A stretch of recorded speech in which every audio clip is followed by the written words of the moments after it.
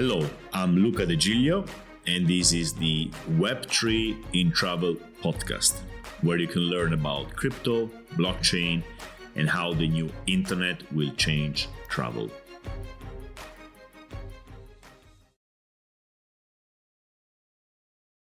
Today, we will talk about payments in Web3.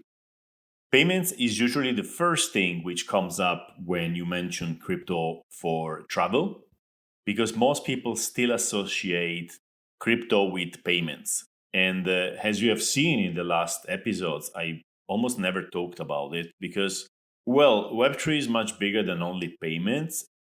And also because while I'm convinced that a lot of payments are going to be done through cryptocurrencies, it is not yet very clear how this will happen. So many people assume that simply some companies will start accepting crypto payments. So, one day some big OTA is going to say, okay, from now on, you can pay with credit card or you can pay with Bitcoin and other crypto.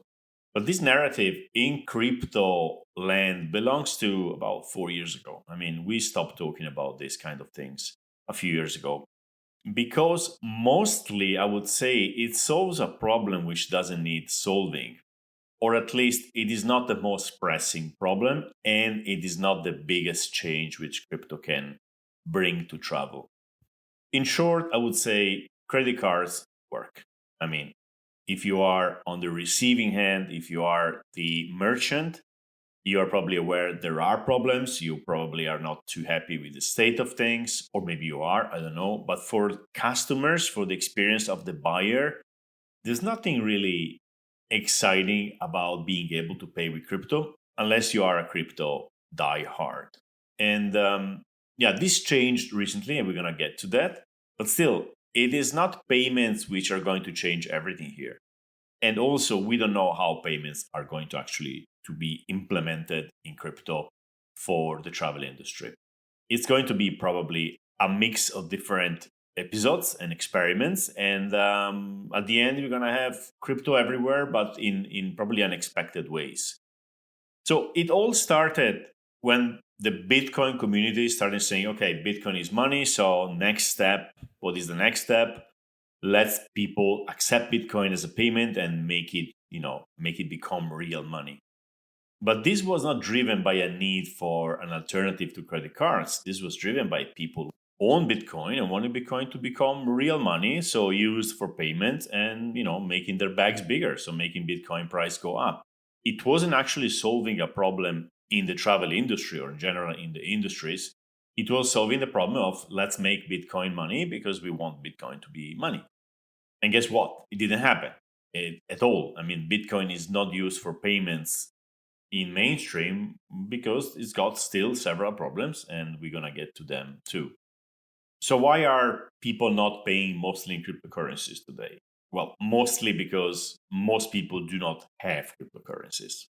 This is the main block, right? If everybody or 70% of people had cryptocurrencies, then there would be a push from companies to say, okay, well, that's an opportunity to attract more customers. Let's accept cryptocurrencies.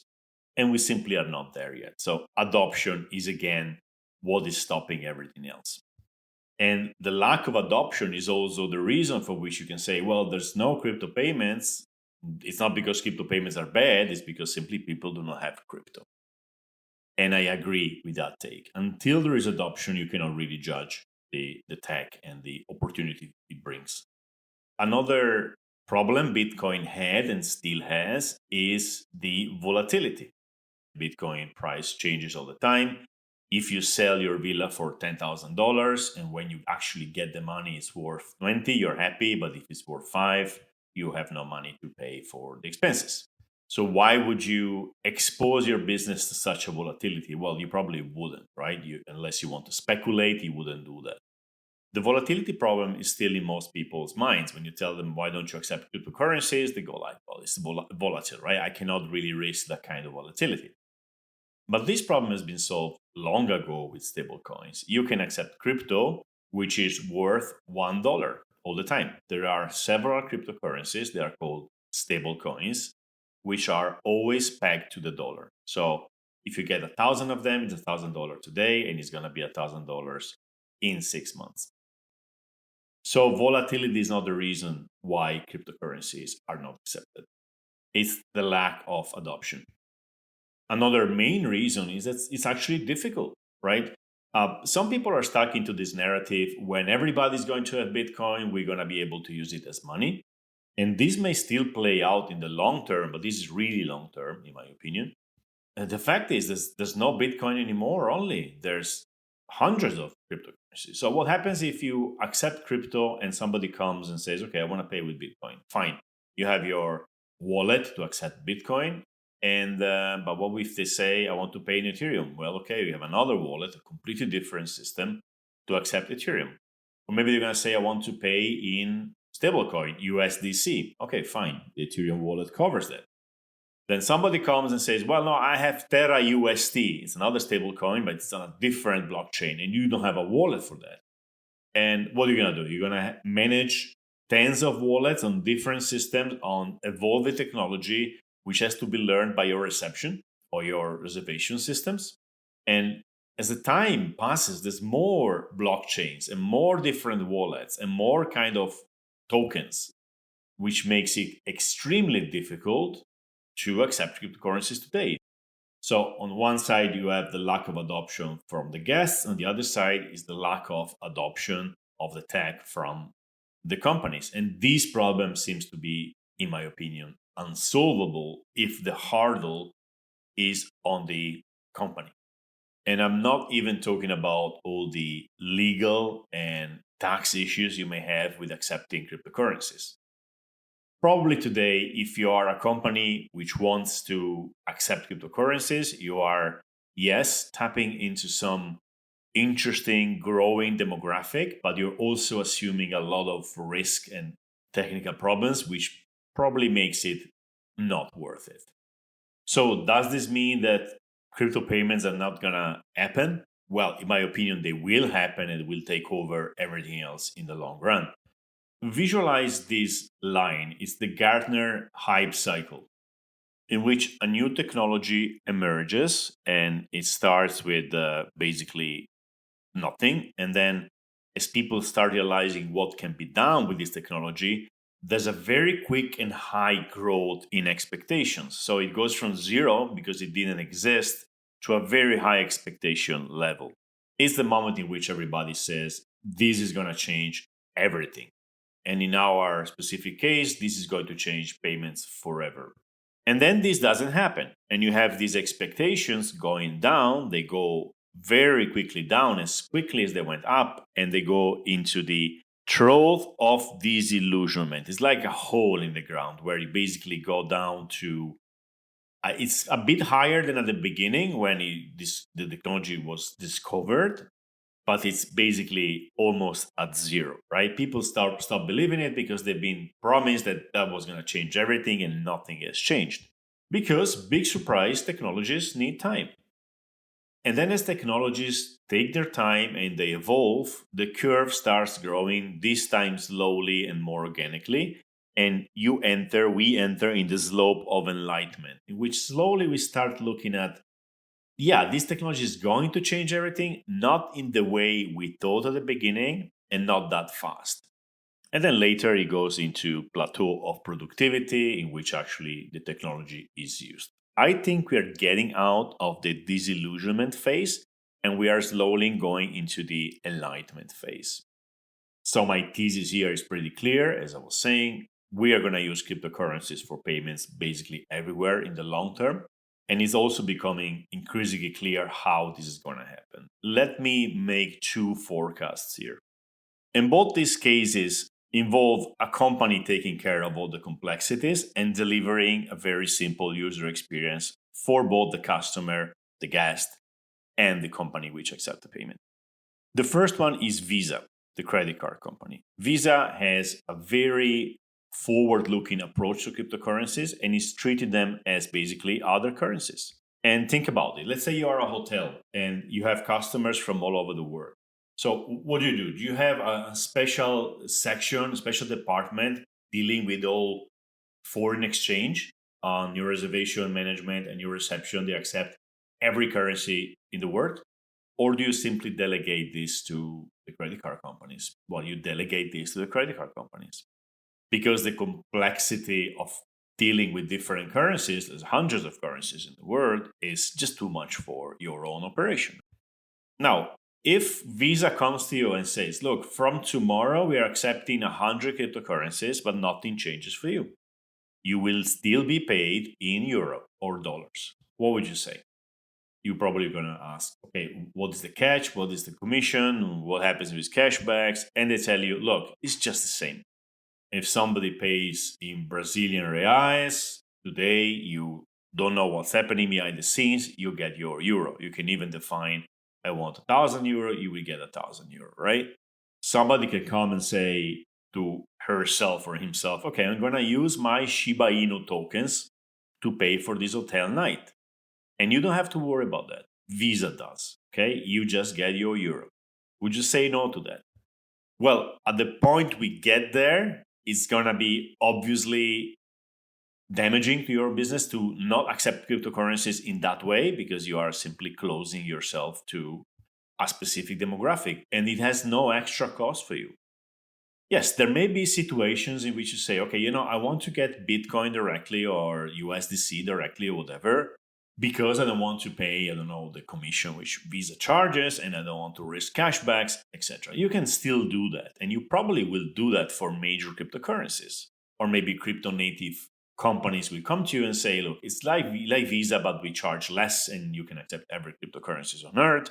We accept 1,000 of them. Visa accepts only 100. It doesn't really matter, right? You are going to delegate most of the time. In a world where some big cryptocurrencies are very big, you may still get, a lot of money directly, and that will save commissions. This may happen if, for instance, Bitcoin becomes a very widespread method of payment and you're fine in accepting the volatility because it's always historically being on the upside. In that case, it may be cheaper for you to simply accept Bitcoin directly and then, maybe pay some service for the custody. I don't know, but it's going to be probably hybrid, right? You're going to do many different things and every company is going to have a different strategy. It will go from the very simple adoption of say, okay, Visa, take care of this for me to more advanced strategies. And as usual, it may pay to make some effort in being before the others. Maybe you're going to attract more customers before Visa actually does this, but it's really subjective. It depends on your situation, on your kind of customers, and how many of them actually want to pay with crypto. And the other case is marketplaces which accept crypto for you. So an OTA may decide at a certain point to accept credit cards and crypto, and you are paid in your local currency, euro, dollar, whatever, right? Or it may go a bit farther and you can say, okay, for every crypto payment, just send me Bitcoin or just sell everything for Ether and send me Ether or send me stable coins so I can do stuff with them. We're going to see many different strategies on this. And as crypto adoption grows, more and more marketplaces, even traditional marketplaces, will find ways to accept cryptocurrencies. Maybe by using, again, the credit card companies, or by organizing themselves, or by plugging in other crypto native companies which do crypto payments. And this will take us to a world where if you have any crypto anywhere, you will be able to use them to pay for your hotel, your travel, your flight, etc. And we're going to get there probably in a bit messy way with different experiments on the way, but we're going to get to that place. And actually, we are already there. For instance, if you have an account in Binance, Binance is a centralized exchange. You can apply for a Binance card, which is just a Visa card or MasterCard, I'm not sure, and fund this card with crypto. So let's say you in Binance, you have some tokens. You have some Bitcoin, you have some Ethereum and some Dogecoin and whatever. And once in a while, you just move any of these into the card. And when you go to pay for your hotel, you're actually paying with crypto. The crypto is exchanged by Binance for you into dollars, and then you pay with dollars. So if you are in the travel industry and you accept credit card payments, you're probably already accepting crypto in this way, which is indirectly and between the scenes. The same applies for the crypto.com card. The crypto.com card is a card which you apply for, you get it, and then you put cryptocurrency into it. And every time you pay, you get a cashback of 1, 2, 3, up to 8%, according to how much money you actually stake. That's a different subject. And so if somebody is paying you with crypto.com, you wouldn't know it. You just know that it's paid with Visa, but people are using their crypto to pay for your service. This is happening today. I can't give you numbers. I know that many people are doing, but of course, I am biased by the people surrounding me, but for sure, this is growing. And I'm sure about this because for many people, and more people actually, the banks are basically dead. So if I have a Binance account and I have to send money to a friend who has a Binance account in a different country, I'm sending the money through Binance or Coinbase or any other exchange. This is instant. It's basically free if I use the right currencies, and banks cannot beat that. I mean, banks are for international transfer really slow and expensive. So there's many people out there, especially the younger generation, who do not have a bank account. They see no point in having a bank account. They use the centralized exchanges. I'm not saying here this is a good choice for them, whatever. It's very subjective, but this is happening, right? So you have people who hold their money mostly in crypto. They have the volatile crypto and the stable crypto, and they simply use those accounts as bank accounts. And the technological debt that banks have compared to these new systems is so high that I don't see a way for them to actually compete, bar some big regulations which makes it completely illegal to use exchanges, I mean crypto exchanges, and force people to use banks. And this could still be happening. I don't know. It looks like a very suicidal move from any government who does this, but it could happen, right? Still, the trend is in that direction, crypto. Another very important trend here is crypto native people. And by crypto native people, I mean, this is my own definition in this specific context, people who earn their money in crypto. I've met people who said to me, look, I don't own any fiat money. I don't have a bank account. My salary is paid in crypto. I want to spend crypto because going back from crypto to fiat is really painful. You have to have two different systems. You have to have the legacy banking system, which is slow and complicated, and the new crypto system. And you have to manage both of them. Now, this is normal for most of us. We come from the fiat legacy system, we moved into crypto, we are still holding both of them. But the process of opening a bank account today, if you don't have one, is pretty cumbersome, right? You have to get there, you have to sign papers, etc. We forgot about this because we did it in the past, right? But if somebody is native in crypto and you tell them to go to a bank and you tell them, look, it's open from 9 to 5, Monday to Friday, you have to sign all those papers. Then sometimes they have to verify your identity again. You have to go personally, even if you're traveling around the world. Sometimes people are they're traveling around the world for months and the bank calls them and say, you must come here if you want the account to work because we blocked it because we need to verify your identity once again. So for these people, for these young people, it's just crazy. They say, I'm never going to open a bank account. This is just, it feels like, getting a fax in the era of social networks. Why would I get a fax unless I'm really forced to do that? So these people will pay crypto natively more and more, right? And it's more and more of them too. And they have more and more money. So it is an unstoppable trend, in my opinion. And if you have a company in the travel space, you have basically two extreme choices. The conservative choice is to say, well, let's wait for Visa to figure this out. And then when they figure it out, whatever, we're going to do it. This is the zero effort, zero opportunity approach. Or you can say, okay, let's go deep into this. Let's, hire somebody who can do this or get a consultant and see if there's any move we can do which gives us some competitive advantage over our sleeping competition. And I cannot tell you here and now what you should do. I can tell you, well, you have to kind of get a strategy and see what the best move is. Now, an obvious potential competitive advantage is to attract this new demographic of young people with crypto, especially the ones who are making good money with it, and attract some extra customers compared to the competition. But so far, I have approached this payment issue from a skeuomorphic point of view.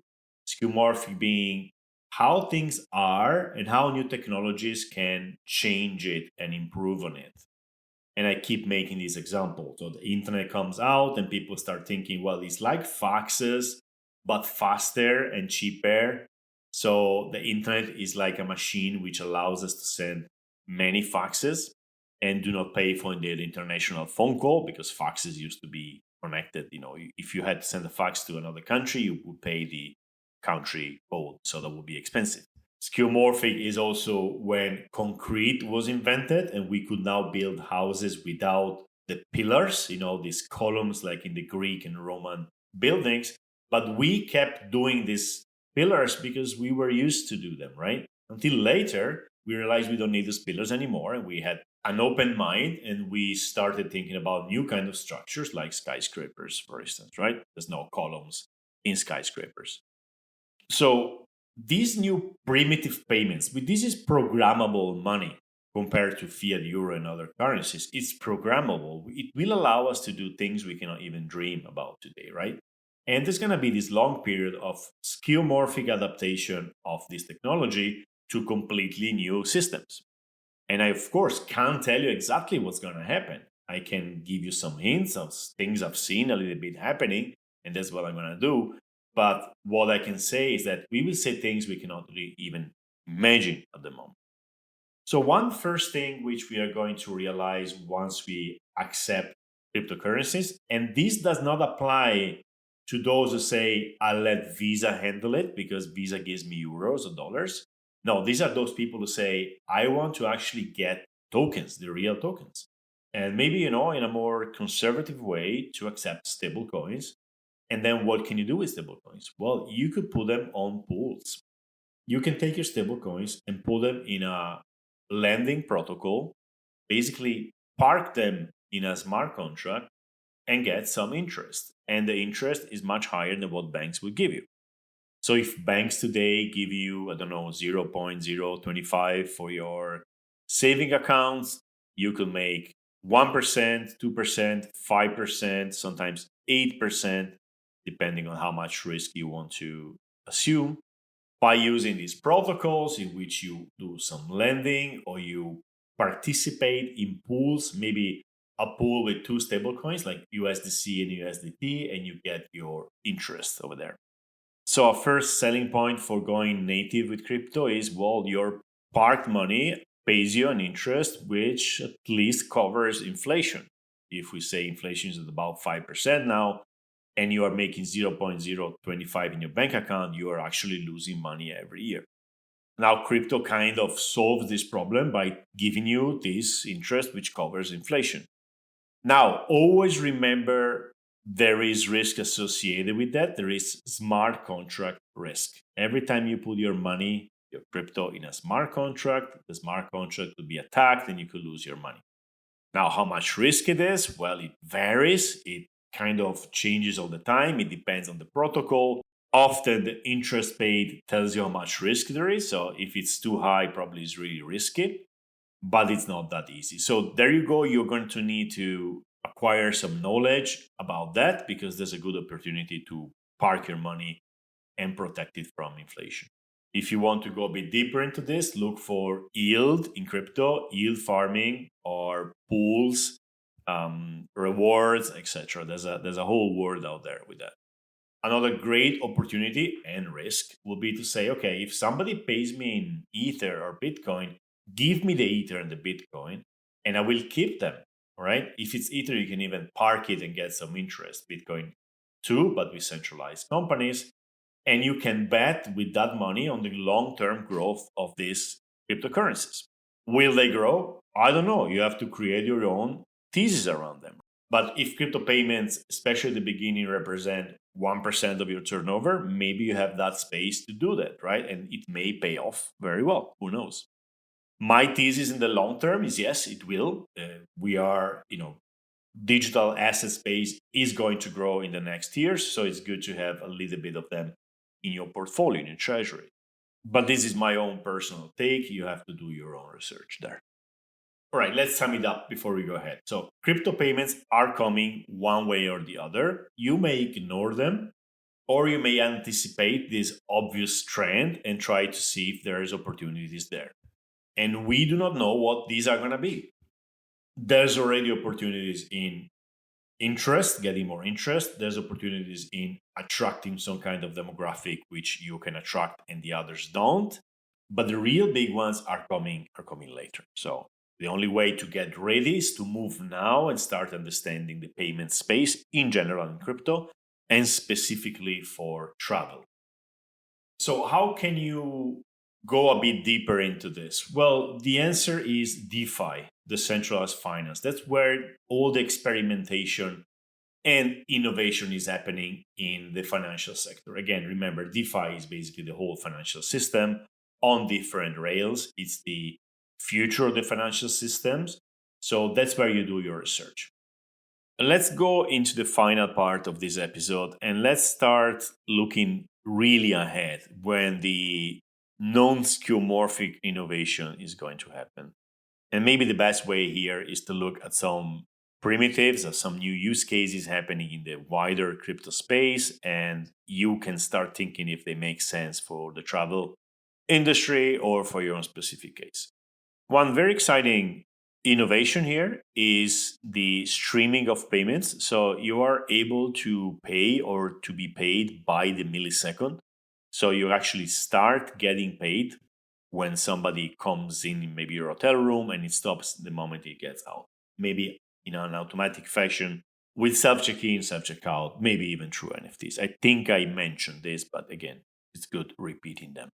You can check out the superfluid.finance website to see what's happening. It's really fascinating to see money moving this way. That wasn't possible before. And it will probably make possible a lot of use cases which we haven't really thought of yet. Another area of innovation, if you start accepting crypto payments, it will be to accept your own token, right?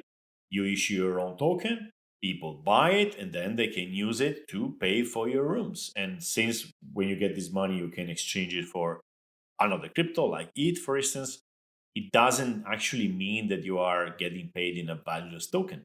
So tokenizing your property, your business could be an idea. Somebody will do it for sure in the future. Somebody will actually do it successfully sooner or later. So that's another area you can explore. Another thing you could do is every time you get a crypto payment, you could use part of it to buy tokens from other companies in the crypto space. So exposing your company to the whole growth of Web3 in travel so that your bet is not anymore limited to your own company, but you are doing an informed bet of a whole industry here. And one of the exciting things of crypto is that you can actually monetize very easily your knowledge. So every effort you put into understanding this space can be easily monetized. You can get exposure to your advantage in information compared to other people. While before to do that, if you had some hint that some market was going to grow, let's say the vacation rental market is growing because I've seen Airbnb growing, you would need to basically create a startup or invest in a startup. Everything is very resource intensive. With crypto, you can simply say, okay, this payments through fluid payments like streaming payments is going to grow. You just buy a few tokens of one of these companies or projects which do that, and you have your exposure. So you are monetizing, of course, if your information analysis is correct, you're monetizing very easily your knowledge. So getting knowledge in crypto is a very good investment in general because there's a very short path to monetization of it. As with every other episode in this series, we will basically go back to it in a few months and see if we have more travel related applications. So I hope this was a good introduction.